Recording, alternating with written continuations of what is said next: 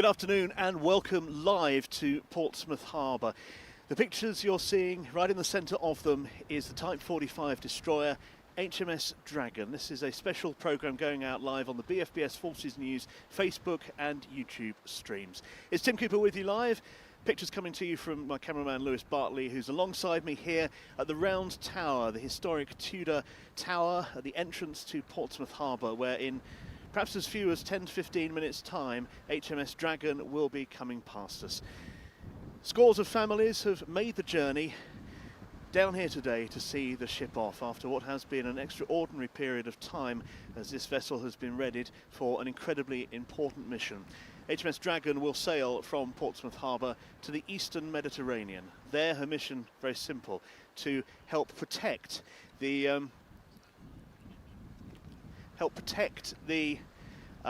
island of Cyprus and indeed the Eastern Mediterranean due to the ongoing situation involving the war between the US, Israel and Iran. And as we've seen, Cyprus has already been targeted and indeed one drone has hit RAF Akrotiri. So that is what this ship is going out to do, a vital mission. And over the last few days, I've been lucky enough to be down around the harbour watching the operation for the ship to be stored. And where we're seeing HMS Dragon now is not alongside, that's where most deployments normally start, inside the naval base, but this is the upper harbour ammunition facility. And that is where the ammunition is loaded on. Behind the ship is a very long, some 80 metres long, dock with two cranes that are now folded down. But until a few hours ago, they were loading ammunition on board, a crane at the rear and a crane at the front. And I watched this morning for a period of time as more and more ammunition came on, and that's been going on. We were here live on Friday witnessing that happen as well. But let me just recap on where we are at the moment. The ship is just about to move off. We have the tugs in position. There's a large tug about a tug and a half's length, as it were, away from the bow of HMS Dragon. That will guide the ship from the front. There is also a tug, as you can see, a little bit further on the right-hand side, and that will aid with the stern of the ship. They'll of course have to go through a period of turning the vessel round. She is not quite 90 degrees onto us at the moment. It's a bit of a illusion with the picture. She is more pointing towards the hillside behind us, so there will be a turning procedure that will take place, but we're envisaging that will be any moment now. All is looking as it should at this time, and the only reason I know that is because on Friday I witnessed the tugs do a similar manoeuvre where they took HMS Dragon back from there to the northwest wall of the naval base, which is out of our sight over to the right frame. But the tug scenario was very, very similar to what I saw then, so that's why I'm confident that all is as it should be at this stage in time.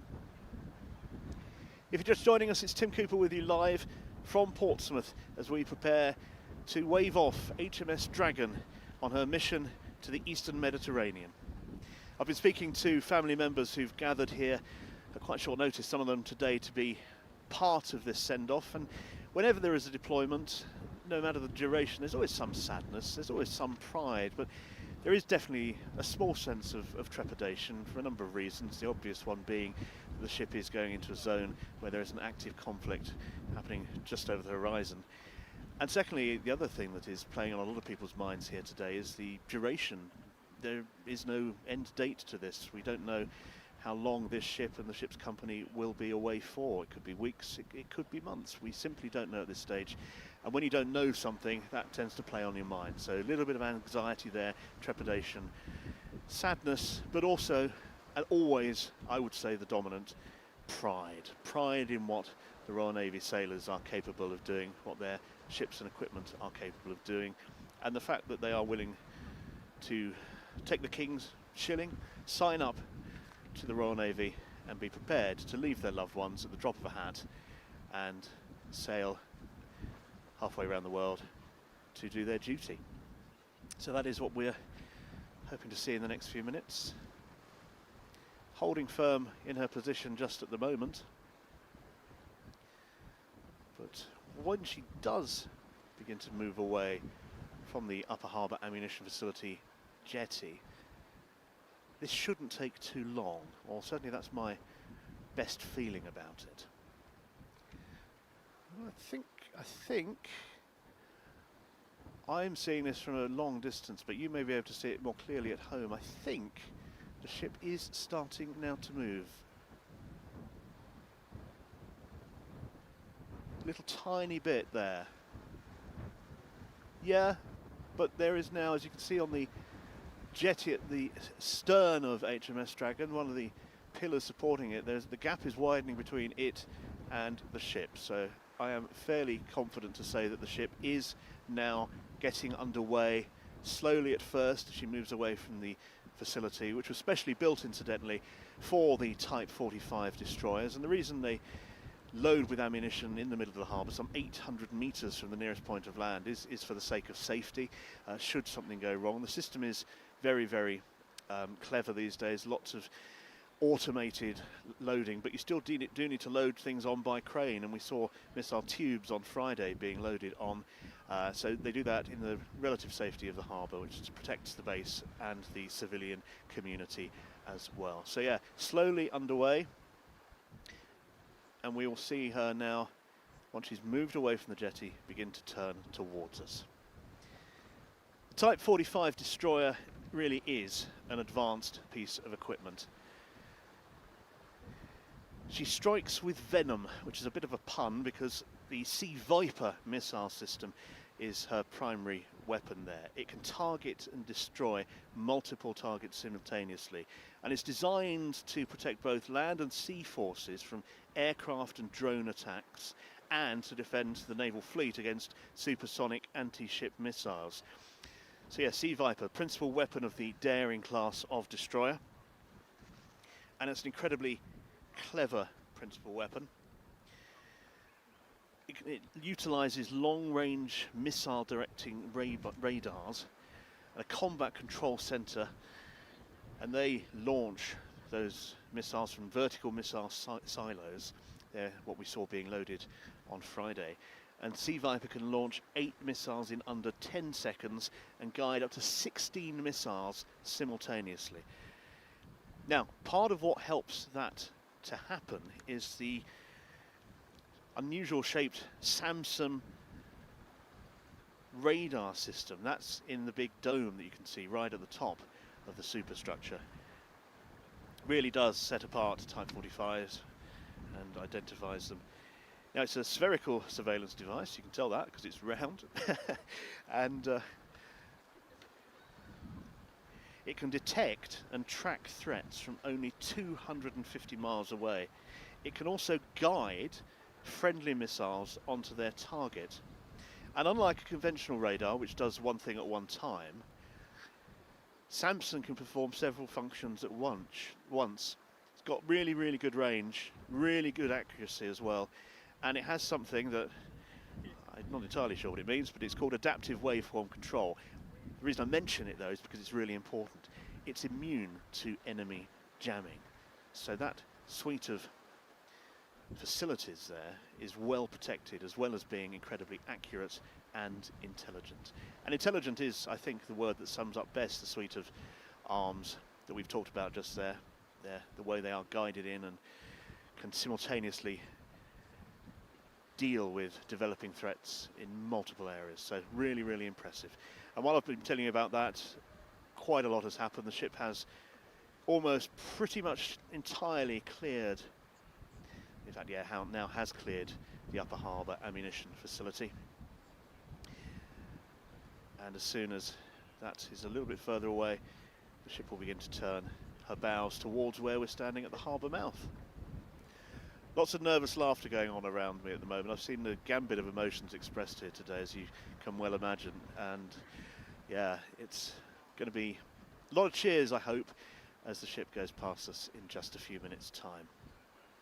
So I hope very much you're enjoying these pictures brought to you live by BFBS Forces News this afternoon. We're so pleased that we're able to bring them to you, because we know not as many family members perhaps as would have wanted could get down here today, and some people just wouldn't have been able to, whatever the situation. So if you are watching this and your loved ones are heading overseas on this deployment on board HMS Dragon. We're really pleased that we're able to bring you these pictures and hope it's not too much of a second best for you being here in person, and we hope you're enjoying it as best as you can. And for everyone else tuning in, we do hope you're enjoying what we're showing you, because we think it's very important to showcase when our British military personnel go off to serve our nation, and that is exactly what these young sailors are setting off to do.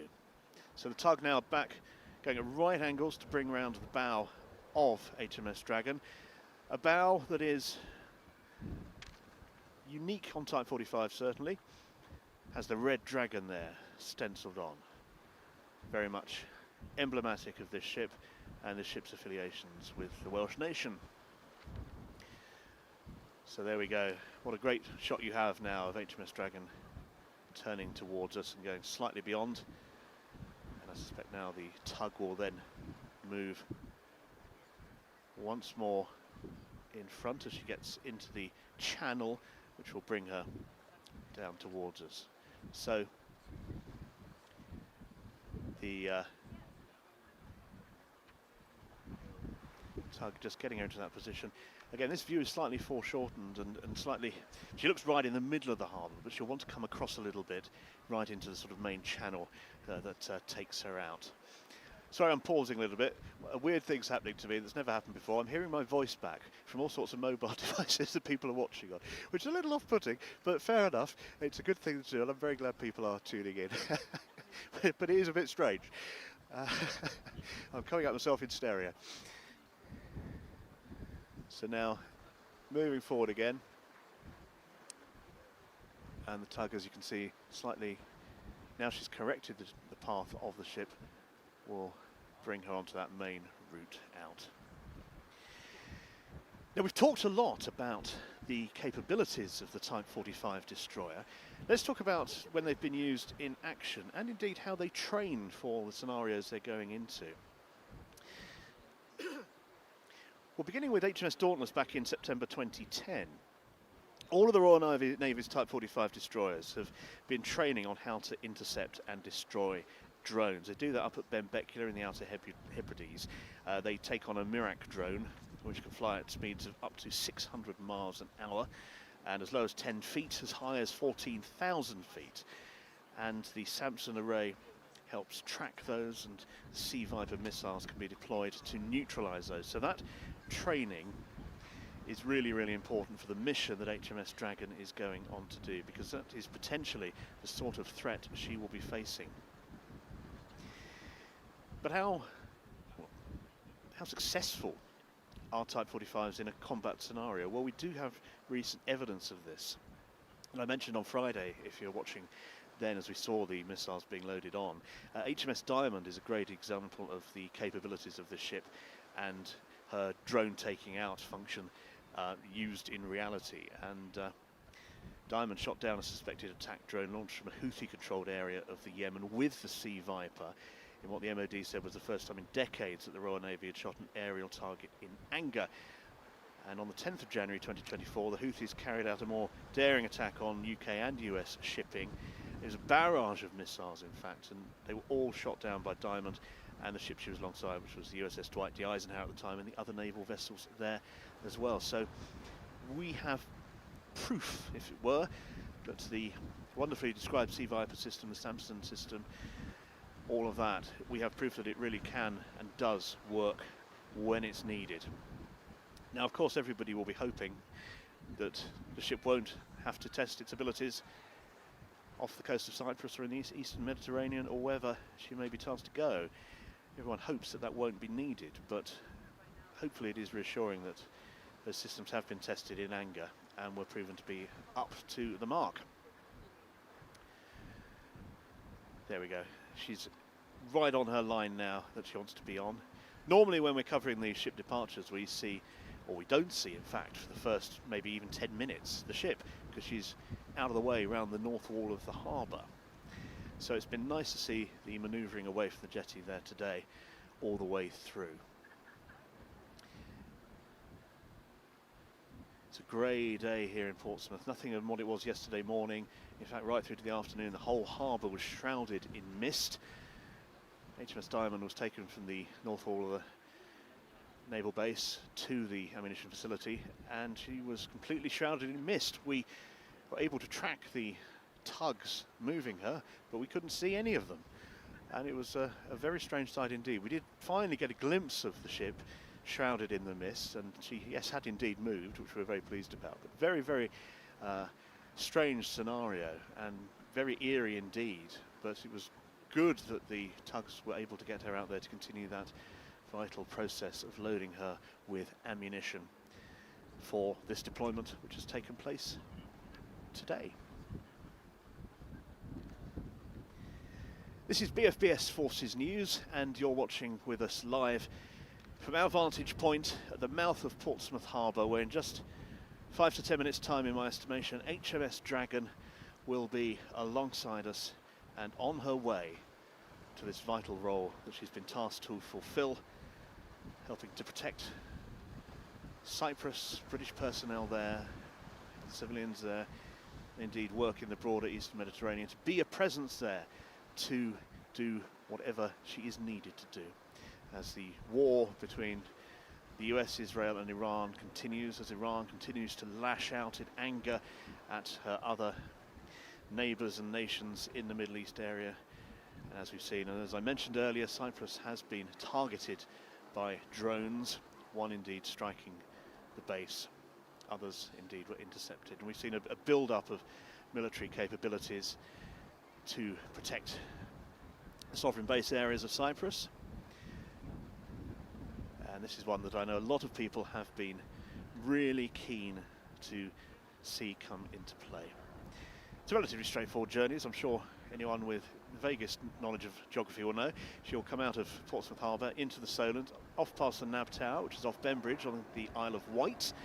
She'll then transit past the south coast of the Isle of Wight, then in the English Channel, of course, and then all the way down through the Bay of Biscay, past France, down the side of Portugal and Spain, and then the Straits of Gibraltar beckon, and she'll go past Gibraltar into the Mediterranean and all the way along to the eastern end, and that of course is where Cyprus is located. So it is just a mere matter of minutes now until HMS Dragon is alongside us. Starting to pick out now. I'm looking without the benefit of Lewis's very powerful zoom lens, but I can start to see members of the crew performing Procedure Alpha, as it's known, which is where they line the sides of the ship. That's not as much of a spectacle. It's still great to see, but it's not as much of a spectacle as it would be on a Type 23 or the old Type 42s. Part of the wonderful design of the Type 45 is that the slab-sided nature helps very much with her profile for enemies to spot, helps them minimise that. So she's very, very smooth. No midships passage, for example, on this vessel. So what I'm trying to say is there is fewer opportunities for people, ship's company, to line the deck. But we have some on the bow, on the left-hand side, our right-hand side as we look at it. And I'm pretty sure we'll have some on the stern as well when that comes closer towards us. So far, so smooth, I think. We're just coming up to 23 minutes past 4 here in the UK.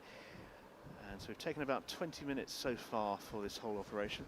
4 o'clock was the scheduled start time. I think we were about 5 or 6 minutes after that when we first saw that bit of movement, but nothing at all to worry about in the slightest. You want to get everything right when you're doing this, especially when you know you're being watched by a lot of people all around the harbour and indeed on programmes like this right around the globe.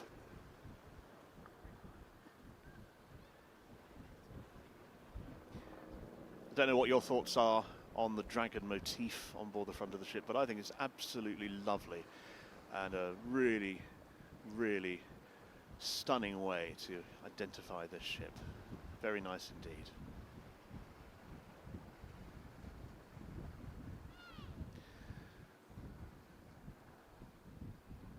So she is nearly upon us at the mouth of Portsmouth Harbour. And I think I'm going to stay silent for a few moments now and just let you take in the atmosphere and the noise, the sound of HMS Dragon leaving the harbour for this important mission.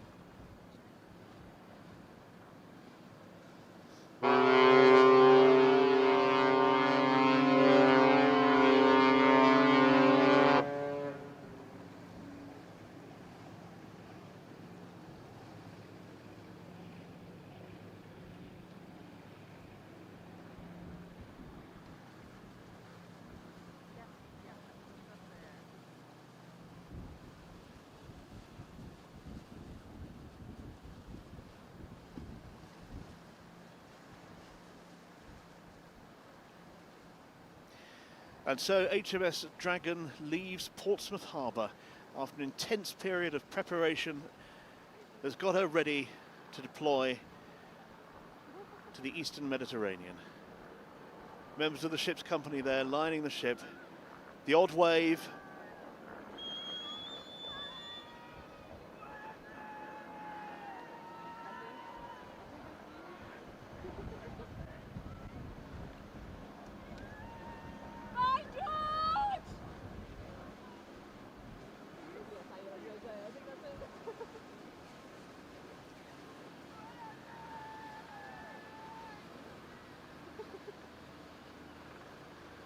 The bulk of the sailors able to stand and wave are on the stern of the ship, as you can quite clearly see there, lining both sides. And they're off out into the harbour as our view is shrouded by the family members who are desperate to get that last look, that last wave goodbye, the last photograph as the ship goes into the Solent on a vital mission. And as I mentioned earlier, feelings here today very much of sadness that comes with any deployment, but added into that a sense of trepidation, not knowing what threat they might face. Well, we know what the threat might be, but will they face that threat and how will they deal with it? And also the open-ended nature of the deployment always makes it very difficult for families planning to go forward. So, it seems to take forever, and then those last few moments really do whiz by as the ship, supported by those tugs, goes out into the Solent, and almost immediately the families for whom this has been a roller coaster start to make their way down and away from the round tower.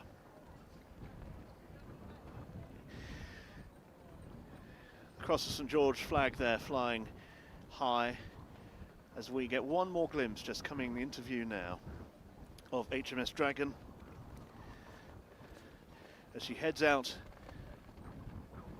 Her first way marker in the distance there is Spitbank Fort, which she will pass with the fort on its right, on her right, and then beyond the other forts before swinging round to the right and heading far into the distance and round the coastline of the Isle of Wight.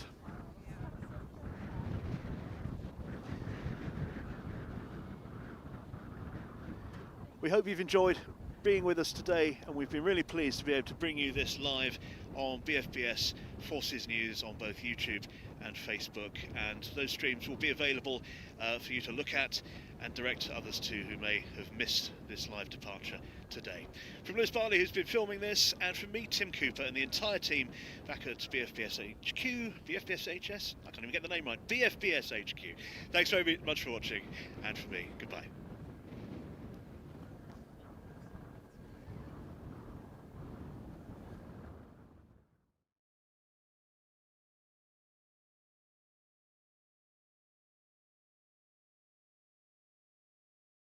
Across 3 days in Jordan, Forces News is following a company of 70 soldiers as it tests modern tech for the first time. We put a number of additional aircraft into RAF Akrotiri. We've got the support assets, A400 here at the moment, Voyager providing air-to-air refuelling. But the enemy is situated all over the place. You get them before they get you. Investigations are underway, with serious minds talking about abandoning the whole project. What, though, are the alternatives? Around 20% of its sailors and marines weren't fit for war.